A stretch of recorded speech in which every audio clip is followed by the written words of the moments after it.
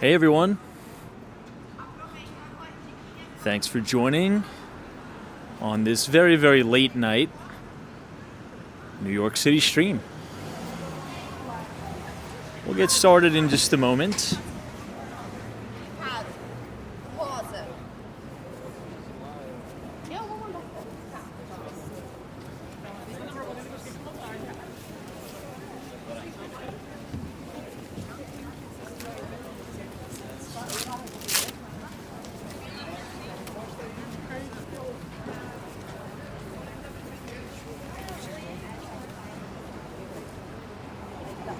See Sue, Susanna, D.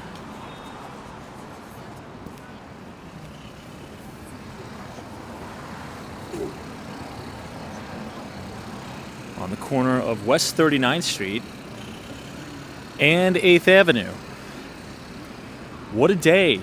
Lots of volatility in the market. Overall, a lot of progress too. And Palantir reported just an unbelievable, what I like to call beat and raise earnings report. Now, we've kind of talked about this model book study before. So on average, if you can find a TML, right, true market leader, and if you could sit between 6 to 8 beat and raise earnings reports, right, or quarters, right, meaning if an analyst, expectations is that company XYZ is going to report $1 EPS on $1 billion in revenue, and if they report $1.25 on $1.2 billion in revenue, right, that's a beat on both the top and the bottom line. But a raise is raising forward guidance. So maybe they say, the economy looks great. Looking at our current client base, they're more likely to spend more money with us, add more products, add more services, whatever it may be. We're going to raise our guidance on the revenue side and on the earnings side. That would be considered a beat and raise quarter. And we got exactly that from Palantir. Now, I've written about this stock and others, what I like to categorize as new issues or new IPOs, just emerging out of a stage 1 base. I think we're up maybe 8% after hours on Palantir, and we are well out of that stage 1 IPO base there. And since the breakout of the 2021 highs on Palantir, I think we're up almost 85% just from the breakout. Now we're going to kind of blow through these topics quickly just because it's late, which I apologize for. But I will say this. It's usually the stocks that everybody is rather perplexed about, right? They're like, it's overvalued. It can't go up much more. This is craziness. Those are the ones where you'll be very, very, very surprised just how much more they do go up. I mean, people have been, talking down Palantir since it was building out the right hand of its cup base. And those are the perfect TMLs, as I like to say. Right, you had the 2021 IPO blow-off, then these stocks came down 85+%, washed out a lot of the speculative excess, and then they slowly climbed that wall of worry, and then they really, really ramp and take off into highs. You've seen this with Kava, you've seen this with Palantir, and I think you're starting to see that rotation into a lot of those, I would say, the 2021 TMLs. You're starting to see Atlassian, ticker symbol TEAM, build out the right side of that base. That was my biggest winner I've ever had, was Atlassian in 2021 when that blew off. You're starting to see a resurgence in a lot of these old names. Anyway, we'll just do the quick audio and visual check. So if you guys can hear us, also if we're streaming in 1080p, just leave a thumbs up in the chat and we'll get started. Once again, really apologize for being late, But over the past month, and especially today, been dealing with a lot of craziness, both good and bad. And we should be back to our regular scheduled programming and timing mid-February. So, but it looks like everything is good with the thumbs up. We'll talk about the tariff news. I see Armando, Jack, good to see you. Abdul, thanks for joining us. Appreciate it. New England Crypto, welcome. Noodles is here. Mario, good to see you. Jack, Brandon, Lena Sandoval, thanks for joining us. DC322, Peter, welcome. Chris B is here. Lance, Brad's brain. Mr. Palantir is in the chat. Good stuff. Now, kind of jumping right into things, kind of piggybacking off of the tariff insanity. You guys know my take on that whole thing. I've pretty much been consistent in my view on the whole tariff talk. You're going to hear a lot of noise and a lot of distraction from both sides, right? From the right side of the aisle and the left side of the aisle. You're going to see a lot of posts on social media and on the mainstream media outlets like Fox News and CNN. And if you watch Fox News, you'll hear, this is the greatest thing since sliced bread. And if you watch CNN, you're going to see Trump gets owned. This is a waste of time, a waste of money, incompetence. I would really try to tune out the overall distractions around the tariff talk and the tariff news, because tariffs are really a means to an end, right? They're a tool to start a negotiation. Whether that negotiation turns out to be a favorable outcome for the United States, I think, in my personal opinions, in my personal politics, I think it will. I think it's an overwhelming yes. I was having a conversation with a buddy of mine today, and I kind of made this analogy, which kind of made him laugh a little bit. It's the way I think about the tariff issue, particularly with Trudeau having a conversation with Trump. It's kind of like when you're working at a job, right, and you have expectations, and then every once in a while, or like once a quarter, you have the big area manager, right, or the big general manager comes to visit the office. The day before, you may pick out, your nice suit. You may wear a little bit better tie. You may sit up straight. You may not go home early. You may not take that hour lunch break. You may just, polish up a little bit. And that's how I view this. Yes, the outcome, particularly on the Canadian side, we did get more, but it's really just a reinstating of the promises that Canada has already made with additional commitments, right?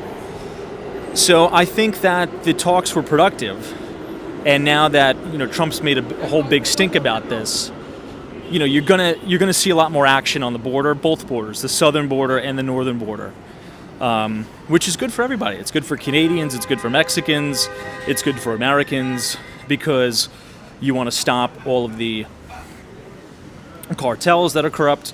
You want to stop the flow of drugs, fentanyl and the like. And I think it's positive. But I would, in terms of markets, you're always going to see volatility around uncertainty.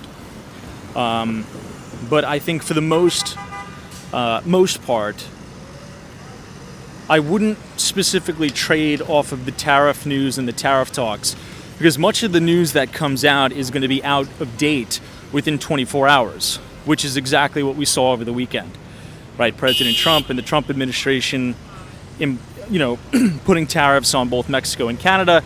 Then they meet and have a conversation and talk, and then the next day everything is resolved.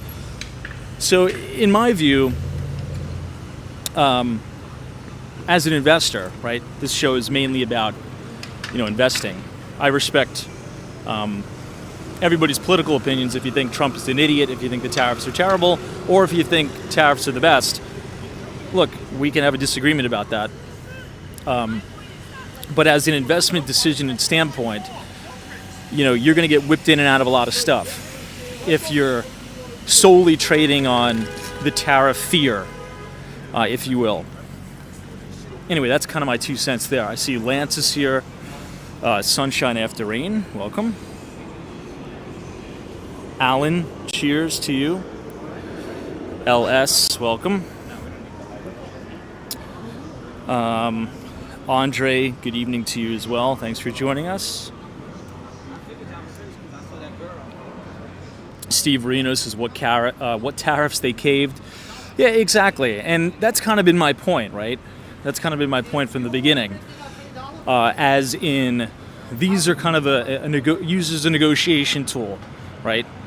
And also, mind you, behind closed doors, the whole kind of bravado, the tough guy mentality that both Trump and Trudeau have kind of been giving off. Behind the scenes, they're talking to one another, and both sides knew that this was never gonna come to fruition or move 100% with the tariffs being in place in perpetuity. They just have to save face in front of the Canadian public and the American public too. So don't think that there's not a lot of that stuff going on. So I really wouldn't take a lot of this stuff to heart. I wouldn't get in heated debates with people that you don't know on the internet about, who's owning who and who's an idiot, or, you see a lot of conservative voices saying, Trudeau's an idiot, everybody's caving, folding, this and that. And then you see a lot of, voices on the left saying Trump is an idiot, he's going to bankrupt the country, market crash, blah, blah, blah, blah, blah. It's all noise.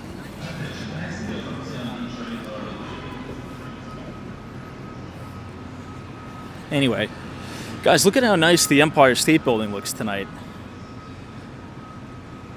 This is probably one of the most unique colors I've ever seen.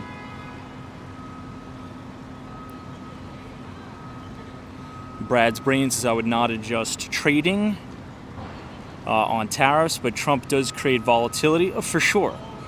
Exactly.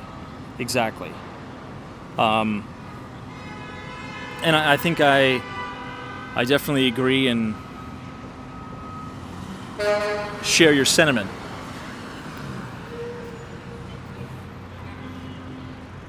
Also, think about this as a business transaction. I mean, most of us here, either work jobs, work maybe in sales or, deal making in some capacity. Have there ever been a negotiation that you've been in when there wasn't some sort of, struggle back and forth, trading blows on both sides, and then you come to an ultimatum, right? Both sides have in the back of their mind that you're going to meet somewhere in the middle and come to an ultimatum, and you want to get a good deal for both sides, right? I was just working a deal like that today to get this thing to close tomorrow, where it was exactly that. Very uncomfortable conversations. Some people are getting upset. At the end of the day, you find an ultimatum and the deal gets done, right? That's how negotiating works. So volatility should be expected. That is the expectation. So that's kind of what I would say.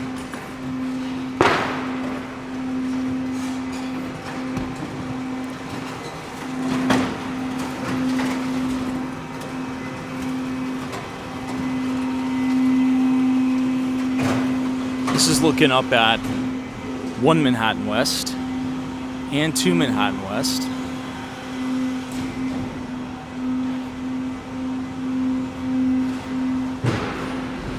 Yeah, Reggie 44 says Palantir, cheers. Big move in a really, really big quarter. Really big quarter. Now I haven't really been active on X lately. Probably about mid-February I'll be back to regular scheduled programming there, but I always like to give a book recommendation. Full disclosure, my friend wrote the book, but still a very good book.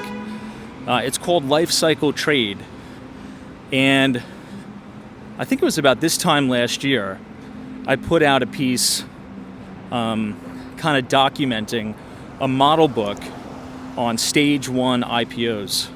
And I used some excerpts from that book to kind of model Palantir and to model Kava, 2 recent new issues that were building the right side of those bases. And that is a very, very good resource. If you are interested in learning it's an entire case study of every single IPO since the 70s with specific criteria in terms of earnings, historical earnings growth, historical revenue growth, historical return on equity, historical pre-tax and after-tax margins. What were the magic elixir, so to speak, of winning IPOs that go on to run 200, 300, 400%, right? And it boils down, long story short, to if you can find a company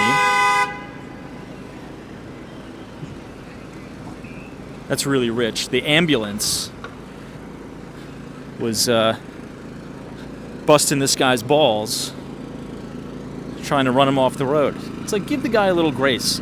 He's biking, he's doing his thing. You don't have to run him over, being that it's an ambulance. Just take a chill. I feel like everyone's very pent up, right? Anyway, I don't even know what I was saying. It's been a long day. That's what I was saying. If you can find the company and sit, meaning hold through earnings, 6 to 8 beat and raise quarters, that stock will go up anywhere between 200 to 300% during that time. 6 to 8 beat and raise quarters. This has been back tested, and you could pull your own data too. For any of those data science enthusiasts out there, there's a lot of data that you could just download and export into an Excel spreadsheet from Yahoo Finance and backtest that data. Which kind of brings us to another interesting conversation about historical volatility in the market going down over time over the last 2 decades. So if the majority of the move in a stock is taking place when the market's not even open, if you're constantly churning over your account, buying and selling intraday, vis-a-vis day trading, right? It's physically impossible or statistically impossible to generate outsized returns unless you're running some sort of a quant strategy, which most retail traders are not. I'm talking about, if you're a day trader sitting in front of your computer buying and selling all day, right? Like after earnings on Palantir, the stock gapped up, 8 to 12% after hours, something to that effect. If you were just looking at the 1 minute bar and, like a ticker monkey trading every ticker, you're going to miss the meat of the move. So find these great companies, find these great earnings growers, and build a monster position in size and sit and hold. And, Reggie 44, even better, 20%. There you go. Kind of proves my point even more, right?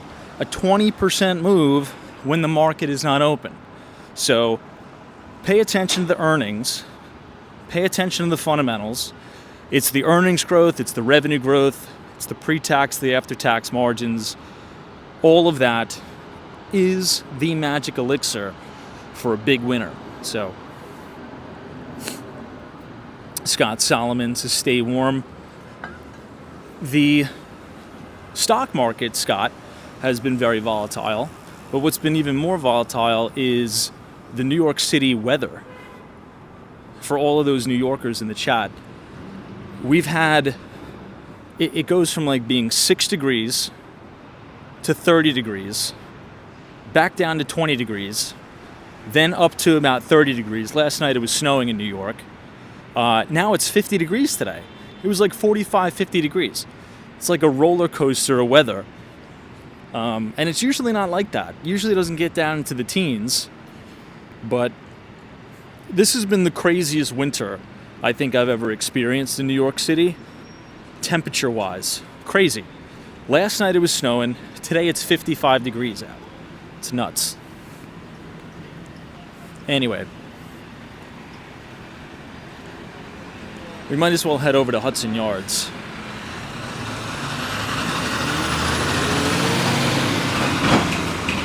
Peter says we had 68 degrees in East Tennessee. Brad's Brains is Palantir up around 24%, 19 after hours. Crazy. You know what else was crazy? The earnings call. That kind of gave me some flashbacks to the early days of Tesla. If anybody knows what I'm talking about. Remember when Elon Musk would get on the earnings conference calls for Tesla and quite literally single out the Wall Street analysts and tell them that the questions were dry and boring and stupid, and that they want to hear questions from YouTube and Reddit. That's kind of the Palantir call today was a little reminiscent of that. It's crazy, a lot of that's another, I guess we could add to the characteristic list of a true market leader is a very, very bombastic, outgoing powerhouse of a CEO, right? Hey, what's up, TD? Good to see you.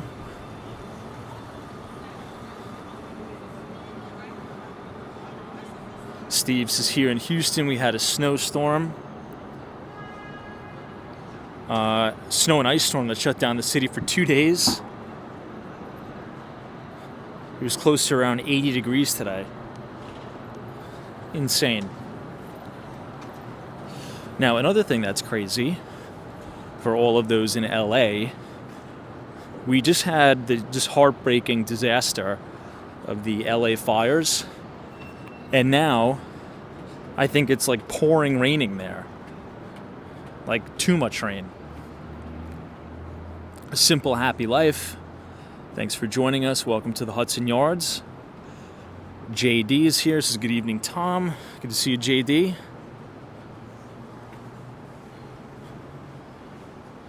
Jack says Elon is cutting the government fat.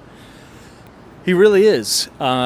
He's running it like a business. And I'm not sure if you remember the analogy I gave, kind of as a predictive measure of what I may think that Doge would become. And I use that example of Meta and Mark Zuckerberg, right? When Meta stock was really in the tank 2022. And government, what's his name? Zuckerberg was like, listen, this is going to be the year of efficiency for us. We're going to get back to our bread and butter of the business, and we're going to get very, very lean and mean. And he cut about over 25% of the company. And now the stock is at all-time record highs and hunkered down and focused on profitability. And what I said was, the government, the market doesn't self-regulate the government for obvious reasons. But in the private sector, you have to answer to shareholders and the board of directors, right? You are beholden to them. You have a fiduciary duty to do the right thing, to maximize profits, yada, yada, yada, right? So if things are not going as planned, well, guess what's going to happen? The board is not going to be too happy. They're probably going to try to oust the CEO unless you make significant changes to the company. So you look at the internals of the company, and there's probably a lot of corporate bloat, which there was at Meta at the time, and Mark Zuckerberg took care of it. The problem with the government is there's no, board of directors or shareholders to hold them accountable. So government just grows and grows and grows, and it's just like a blank check, right? There's no efficiency. Hence Doge. So I'm very, very optimistic and happy of what's happening there. Now, on kind of a more lighthearted, less political note, somebody, I think it may have been one of you in the chat, sent me a video of Chuck Schumer talking about how Doge is, a big national security threat. And that's not what I was laughing at.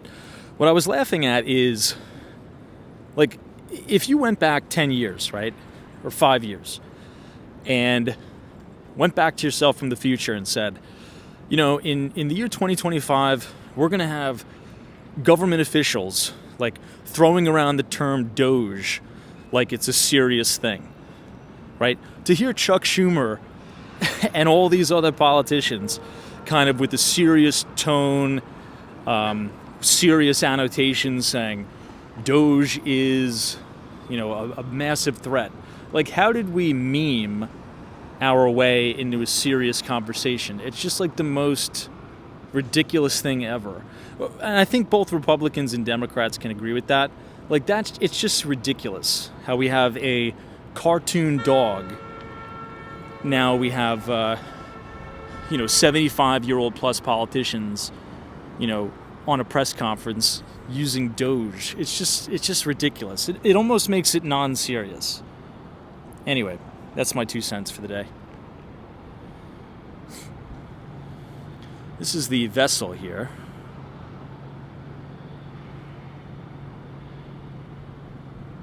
Hey, Vladimir, good to see you. Appreciate it. I did get your email, by the way.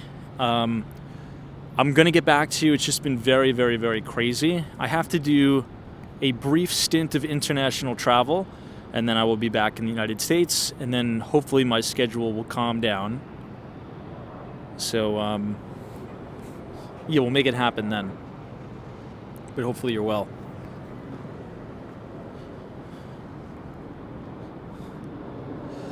And they finally opened up the vessel again.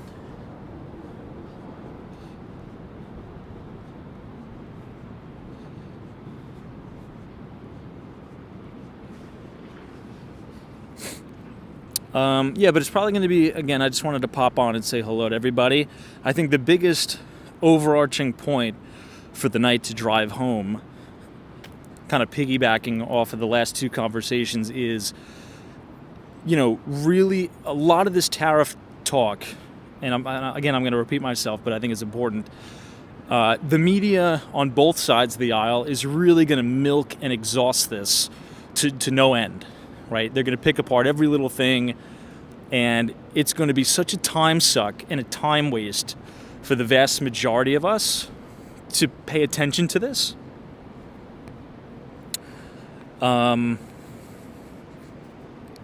So I would tune it out, because this is how negotiations work.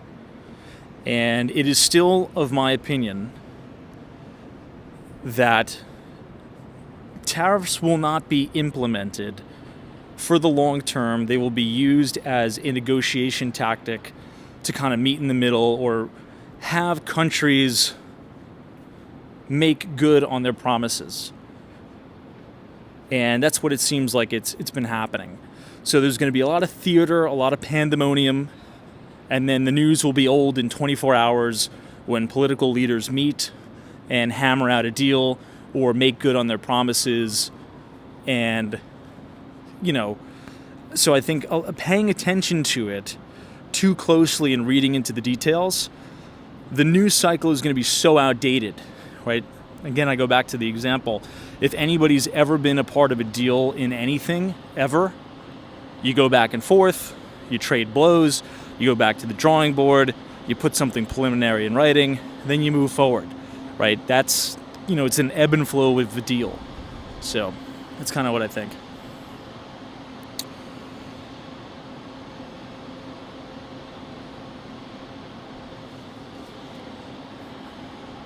Crypto meme, what's going on? Van Gambler says you're describing media in general. Unfortunately, yes, for sure.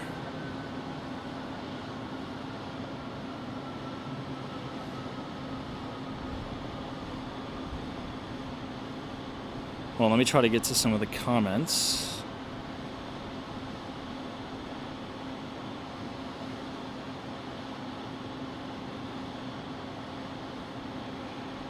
That's another piece of news. John says, do you think Bitcoin will be part of the future sovereign wealth fund? I almost forgot to talk about that. That is almost one of the biggest pieces of news of the night, to be honest. Huge piece of news. Trump has signed an executive order with the creation of a sovereign wealth fund. And I believe the question was, do you think Bitcoin will be a part of that? I will answer that question with a question to kind of make it a little bit more interesting of a discussion. With Howard Lutnick's involvement, do you think that increases or decreases the likelihood that at some point Bitcoin will have an allocation within the sovereign wealth fund? Now, keep in mind, for those of you who don't know, Howard Lutnick is CEO of Cantor Fitzgerald. Unbelievable success, and a titan on Wall Street, who just so happens to be very deeply involved and ingrained in the Bitcoin and cryptocurrency space.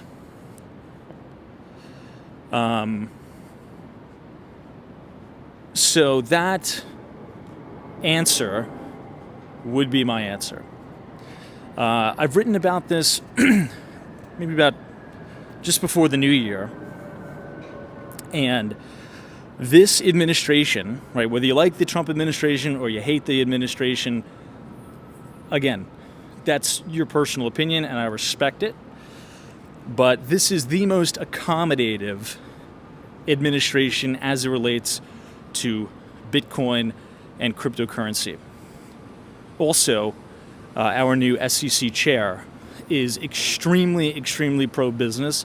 He's a deal maker and he's a legend on Wall Street. So I would say yes.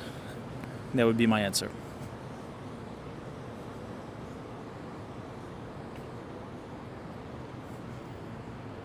Merkit says, have you seen the giant pigeon? I saw it for the first time over the weekend. And it was pretty cool. It's, to your point, it's right as you go over the Moynihan Extension Bridge.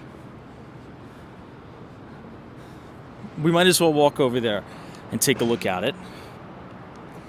Vladimir says, Tom, I was thinking about Bitcoin adoption by the government and funds. I think the biggest concern, if any government/fund employee can steal it, and you won't be able to recover it. What are your thoughts? Well, you'll have to have a custodian, right, for that. Now, there's a few, and this could kind of open up a problem with the former SEC chair, Gary Gensler, right, making Bitcoin custody pretty much a nightmare for major banks. Okay, so let's play. let's play like this. Assuming, and again, this isn't, set in stone yet, so I don't want anybody to think I'm reporting the news that, Bitcoin will be included in this sovereign wealth fund, because we don't know. Nobody knows. I think it will in time, but we can't report it as fact. I would assume that the U.S. government would hire a company like a Coinbase or a BlackRock, which is right here, or any other bank that can now legally hold custody or be a custodian of that Bitcoin, right? Coinbase has a huge custodian business for holding custody of Bitcoin for, institutional investors, high net worth individuals and the like. So just like how, you have a brokerage account and your broker dealer is holding your stock certificates, it'd be the same thing. You'd probably have Coinbase holding the U.S. government's private keys and the like, or you would have a bank like BNY Mellon do it. So I think the risk of theft, to your question, is probably very low. That's what I would say. And you would have, obviously, accountability at the custodian, like Coinbase and the like. Which, by the way, if you're an individual, right, I can't give out advice, just legally, I can't give out advice, but I always say, notch your keys not your coins, so to speak. So, personally, I have my own private keys. So I don't buy Bitcoin on an exchange and leave it there, because technically that's not your Bitcoin, right? Your Coinbase, if you buy Bitcoin on Coinbase and you leave it on the exchange, Coinbase holds your private keys. If you move it to something called cold storage, right? You have a hardware wallet, paper wallet. Well, then it's called, you're keeping it in cold storage. But that's a good question. I think the better question is, think about how much additional revenue and a whole new business opportunity that's going to be for banks, broker-dealers, and institutions. Now that the SOB 121 is out of here and they can legally and safely custody digital assets, that's going to be a huge business in and of itself. It's going to be massive.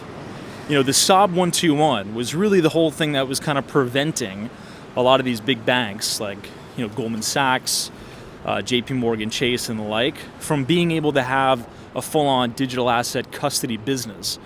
Now that you're going to open up doors to where this is going to be large. What I think, anyway, over the next decade, is a large revenue line item on big banks and institutions.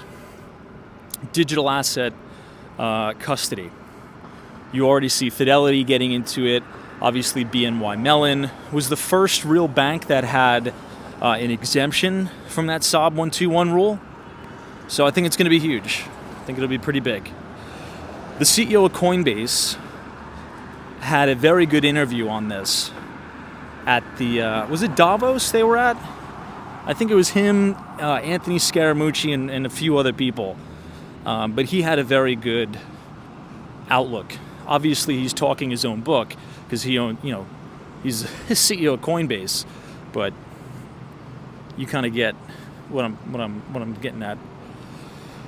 Hey, Room C, what's going on? Hopefully you're doing well.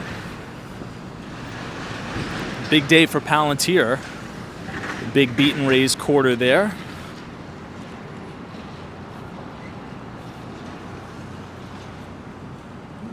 Josie says, Tom, how do you have energy to work all day and stream at the nighttime? I feel as if I have less energy right when I finish the workday, and then once I'm maybe 30 minutes into the stream, I have so much energy. So I think it's just about, getting the blood pumping, walking. Room C is agreed, huge day for Palantir. And the call was very, I said earlier in the stream, the Palantir earnings call, or the broadcast, was very reminiscent of old school Tesla earnings calls when Elon Musk would refuse to answer questions from Wall Street analysts, calling the questions dry and boring, and instead answer questions from retail investors and retail traders. This is that pigeon up at the top. I don't know how well that comes out, but that's the pigeon up there.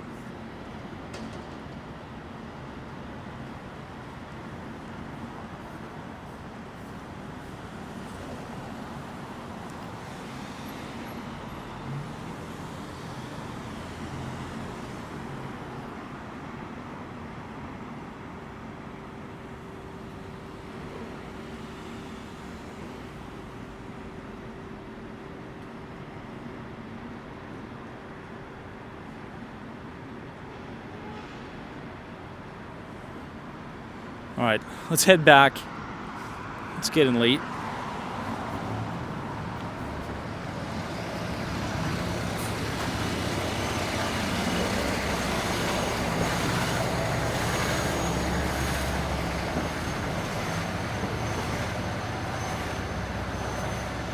This is the post office.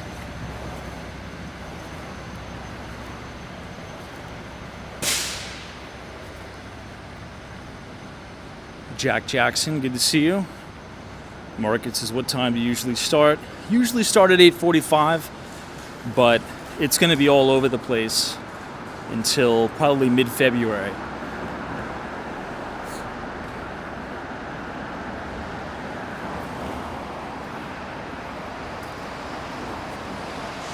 Clarence Jackson says, do you see Palantir moving higher? Well, it moved about 20% higher after hours today. I would say the target is that Jesse Livermore round number of 100, right? So you had the very, very big, ferocious breakout from the stage 1 IPO base. It's run. It'll probably run to 100 or right around there. And then you'll have some sort of a reaction or a correction in the stock before its wave 2 advance.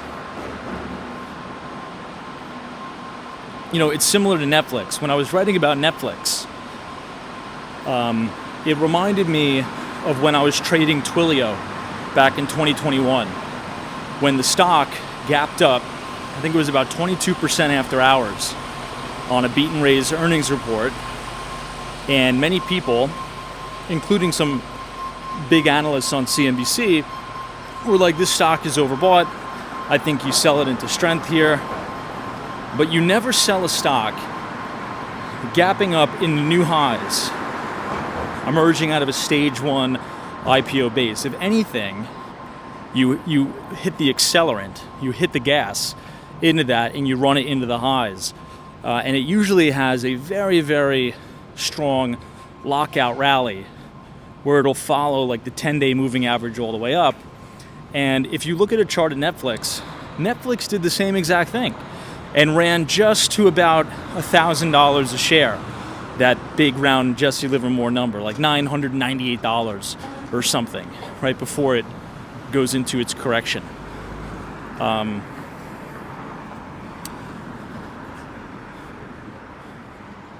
On monster volume, right?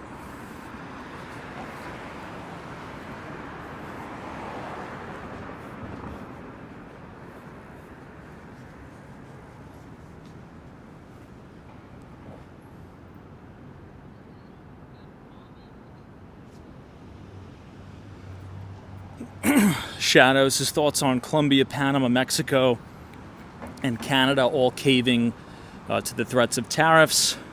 I kind of gave my opinion on that. I would say overarchingly, most of it is noise, right?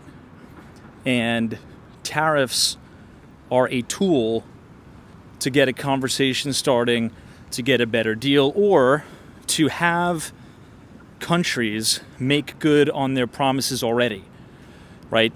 So I've said you're going to see a lot of noise, a lot of back and forth about who's owning who's capitulating to who. At the end of the day, just to be very blunt, I could give a shit. I think it's in the best interest of the United States, but what I don't have interest in is kind of being part of that conversation about, you know, who owned who or who did a better job at negotiating this, because it's almost like a non-issue. It's almost like it's not even news, right? If you've ever negotiated, you know, a real estate transaction, if you've ever negotiated anything, your lease agreement, if you've ever negotiated a big enterprise software transaction, that's kind of the same thing, right? The customer's upset, they ask for a credit. I want a $20,000 credit because this wasn't implemented by the date that I want it to be implemented, right? You know, your software sucks, Salesforce sucks, you know, Workday sucks, yeah, on and on and on. You say, we can't give you a $20,000 credit. We think $15,000 is fair. We apologize for the inconvenience, but you're a valued customer, right? You meet somewhere in the middle, you move on. This is on a larger scale. And as an investor, right, a lot of people can kind of get caught up in the, you know, the who's owning who, the politics of it, when this is a simple negotiation and there's going to be a lot of back and forth. Of course, you know, Trudeau and Canada are going to come out here and say, we're going to do the best interest and fight these. This is unjustifiable. Of course. What do you think Trudeau is going to say? Yeah, let me cave in all of, the demands. Let me tweet that out. No, he's going to put on a big show.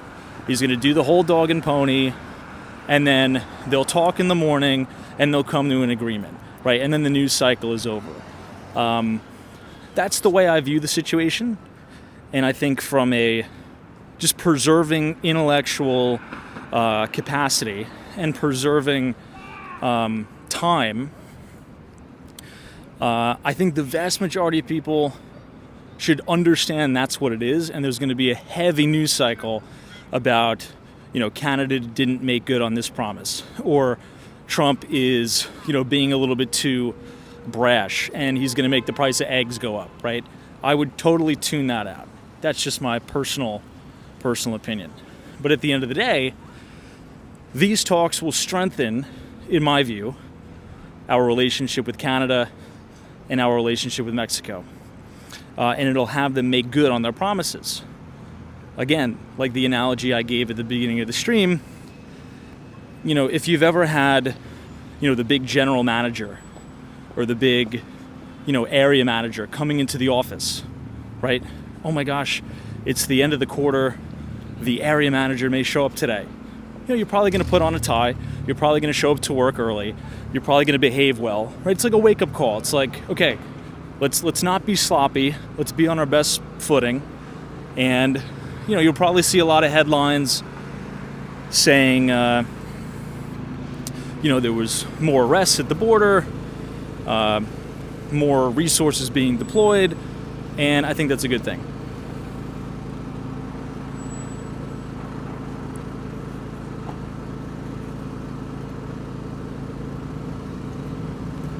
And at the end of the day, Canada and Mexico are our greatest allies.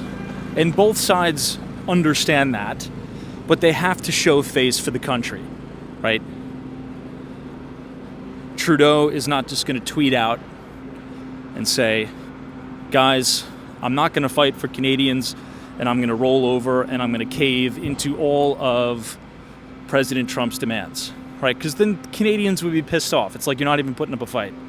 You're going to throw the whole song and dance. You're going to threaten to retaliate. Then you're going to pick up the phone. You're going to call Trump, and you're going to talk it out, and you'll make a deal. That's it.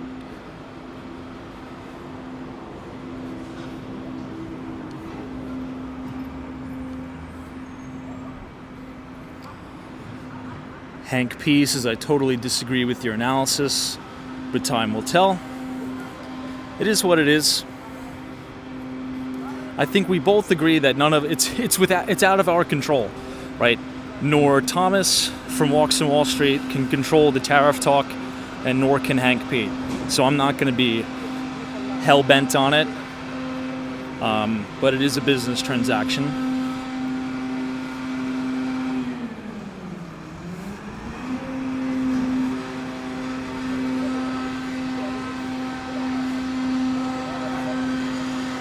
But maybe I am wrong. I just always like to use follow the money, right? Follow the money. And there's too much money on the line on both sides to really, really get into a heated, full-out, full-blown tariff battle with our greatest allies. So going into it, the assertion, right, or the assumption, is that these tariffs are probably never going to stay on anyway, right? It's just a means to get people talking, to get back to the table, to draw up new plans, and to hash out a new way forward, right? But maybe, again, to Hank P's point, maybe I'm wrong. I'm not a tariff expert. Out and about. Good to see you. Thanks for joining.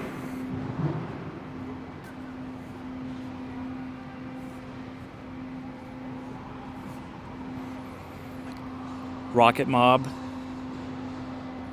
says it's funny how Trump is the pioneer of name-calling and rhetoric first, then sensible negotiation. Combine that with the social media microphone. Most other leaders are doing it now. Also you have to realize Trump is a New Yorker, and Trump is a real estate developer from New York. Does anybody here have any experience dealing with or negotiating with a real estate developer from New York City? They're total ball busters, okay? Take it from me. I deal with them every day. It's just in the nature. So Trump is not, that is his personality. That is who he is. And these people will twist and bend your arm over a nickel, okay? They are complete and total ball busters. And a lot of people on the global stage are not used to that, right?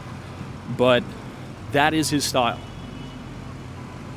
I'm not saying that's a good thing or a bad thing. I'm just saying that should be the expectation. If you have a New York City real estate developer, you know, with access to Twitter, okay, who also so happens to be the president of the United States.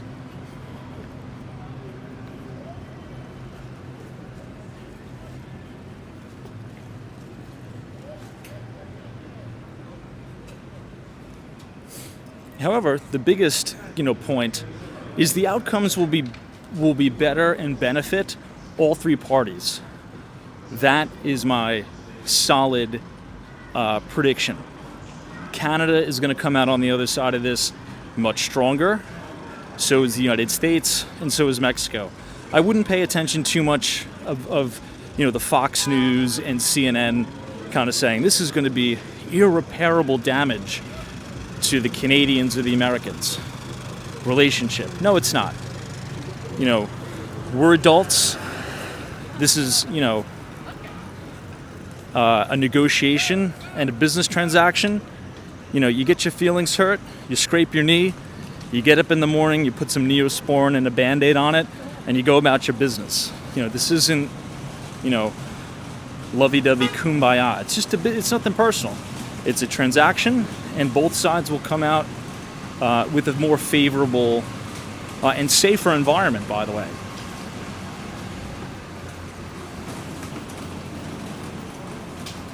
What's huge is, I think we had a U.S. Air Force over the southern border in Mexican airspace. That's huge. These cartels terrorize hardworking Mexicans every day. And they allow the flow of drugs that kill 80,000 Americans every year. So it's good for everybody. Anyway, I apologize for hammering on the tariff talk. I know you guys hate it, but it is a big news item, and it was a big headline, and it did move markets, but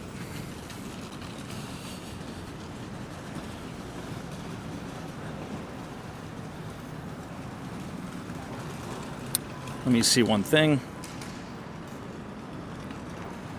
My phone may die.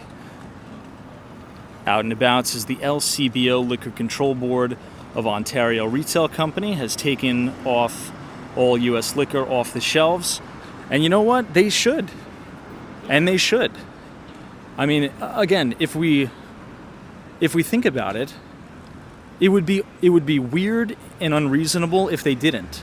It's like, okay, you're not even going to stand up for your own people. And at the end of the day, it's more of a show move, and I get it. It's more of a show move. It's a bravado. You already paid for those goods anyway, right? So it's like, it's a show, and I think it's a good decision. But all of that is going to be totally in the rearview mirror. Most of it exactly is, right? With the talks that the Trump administration had with Canada and Mexico today, these tariffs aren't going to stick. That's my opinion. But hey, I could be wrong. Again, I think it's more of just a negotiation strategy, whether it gets them anywhere or not.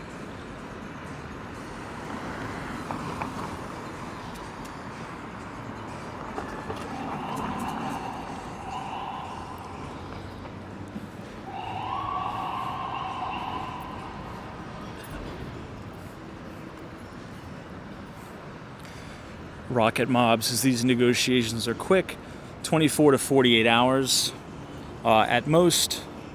Colombia tariffs, etc., and we're only on week 2 of it.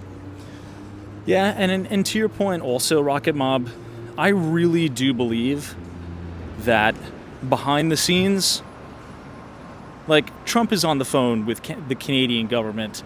The Trump administration is on the phone with the Mexican government, while the front is taking place, right? It's not like the phones are completely off. So, like, all of this is really telegraphed. So, that's just of my personal opinion. Anyway, guys, my phone is going to die. But I do apologize for the tardiness. We will be back on regular scheduled programming very, very soon. Thank you so much for joining. Hopefully a lot of this crazy stuff dies down, because it definitely has been a volatile market. Anyway, have a wonderful night. Be safe. And we will see you right back here tomorrow at 8:45. We will be on time tomorrow, hopefully. So Steve, thank you so much. Josie, Jack, Mr. Mike, Scott, Joe, Pawa, thank you. Reggie 44, I apologize, thank you.